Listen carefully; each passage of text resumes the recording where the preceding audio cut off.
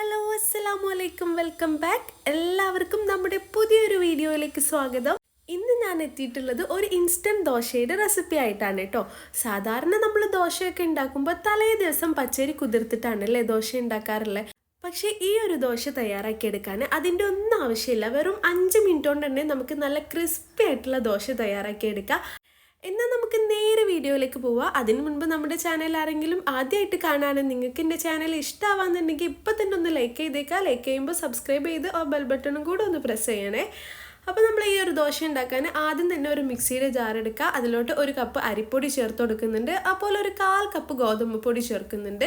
അപ്പോൾ ഒരു 1/4 കപ്പ് തൈരും കൂടെ ചേർത്ത് കൊടുക്കുന്നുണ്ട് കേട്ടോ. പിന്നെ ഒരു മീഡിയം സൈസിലുള്ള ഉരുളക്കിഴങ്ങ് തൊലിയൊക്കെ കളഞ്ഞിട്ട് അതും കൂടെ ചേർത്ത് കൊടുക്കുക. ആവശ്യത്തിനുള്ള ഉപ്പ് ചേർത്ത് കൊടുക്കുന്നുണ്ട്.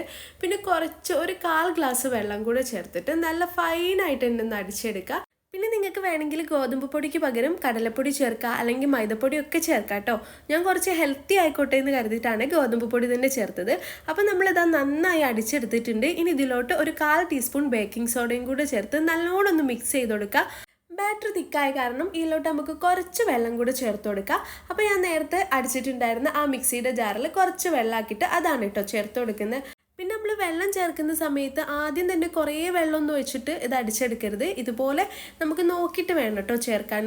വെള്ളം കൂടിയിട്ട് പിന്നെ ദോശ റെഡി ആയില്ല എന്ന് പറഞ്ഞിട്ട് ഒരു കാര്യം ഉണ്ടാവില്ല കേട്ടോ. അപ്പോൾ നമ്മൾ കുറച്ച് വെള്ളം ചേർത്തിട്ട് ഇതുപോലെ ഒന്ന് മിക്സ് ചെയ്ത് കൊടുക്കുക. ഇപ്പോൾ ഇതാ നമ്മുടെ ബാറ്റർ റെഡി ആയിട്ടുണ്ട്. നമുക്ക് ഈ ഒരു കൺസിസ്റ്റൻസിയിൽ വേണം ബാറ്റർ കിട്ടാനായിട്ട്. അപ്പോഴേ നമ്മുടെ ദോശ നല്ല പെർഫെക്റ്റ് ആയിട്ട് തന്നെ കിട്ടുള്ളൂ കേട്ടോ. അപ്പോൾ നിങ്ങൾക്ക് കാണാൻ പറ്റുമല്ലോ, ഇത് അത്യാവശ്യം നല്ല തിക്കുണ്ട്.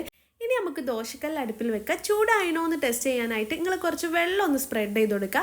വെള്ളം സ്പ്രെഡ് ചെയ്യുമ്പോൾ ഇതുപോലെ കാണുകയാണെങ്കിൽ പിന്നെ നേരെ ഒരു തവി മാവ് അതിലോട്ട് ഒഴിച്ചു കൊടുക്കുക. എന്നിട്ട് ഇതുപോലെ ഒന്ന് പതുക്കെ ചുറ്റിച്ചു കൊടുക്കുക കേട്ടോ. എന്നിട്ട് ഈ ഒരു റൗണ്ട് ഷേപ്പിലാക്കി കൊടുക്കുക. പിന്നെ നമ്മൾ ദോശ ചുടുമ്പോൾ മീഡിയം ടു ഹൈ ഫ്ലെയിമിൽ വെച്ച് വേണം കേട്ടോ ചെയ്യാനായിട്ട്. എന്നാലേ നമ്മുടെ ദോശ നല്ല പെർഫെക്റ്റ് ആയിട്ട് കിട്ടുള്ളൂ. ഇനി ദോശ ഒന്ന് ചൂടായി വരുന്ന ടൈമിൽ നല്ല പശു നെയ്യ് ഇതിൻ്റെ മുകളിലോട്ടൊന്ന് തൂക്കി കൊടുക്കുക കേട്ടോ. അപ്പം ഞാനിവിടെ എടുത്തിട്ടുള്ളത് മിൽമ നെയ്യാണ്. പിന്നെ നിങ്ങളുടെ കയ്യിൽ ബട്ടർ ഉണ്ടെങ്കിൽ അത് വെച്ച് ചെയ്യുക, അല്ല ഓയിലാണെന്നുണ്ടെങ്കിൽ ഓയിൽ വെച്ചിട്ടും ചെയ്യാം കേട്ടോ. ഏതാണെങ്കിലും കുഴപ്പമൊന്നുമില്ല. അപ്പം നമ്മുടെ നെയ്യൊക്കെ അങ്ങ് മെൽറ്റായി ദോശയിലേക്ക് ഇറങ്ങി വന്നിട്ടുണ്ട്. ഈ ഒരു ടൈമിൽ നമുക്ക് പതുക്കെ ഇതൊന്ന് ചുറ്റിച്ചു കൊടുക്കാം കേട്ടോ. നമ്മുടെ ദോശയുടെ എല്ലാ ഭാഗത്തും ഈ ഒരു നെയ്യ് എത്തുന്ന വിധത്തിൽ ഒന്ന് ചുറ്റിച്ചു കൊടുക്കാം. ഇപ്പം നമ്മൾ ദോശയൊക്കെ നല്ല ക്രിസ്പി ആയിട്ടൊന്ന് കിട്ടിയിട്ടുണ്ട്. നിങ്ങൾക്ക് കാണാൻ പറ്റുമല്ലോ.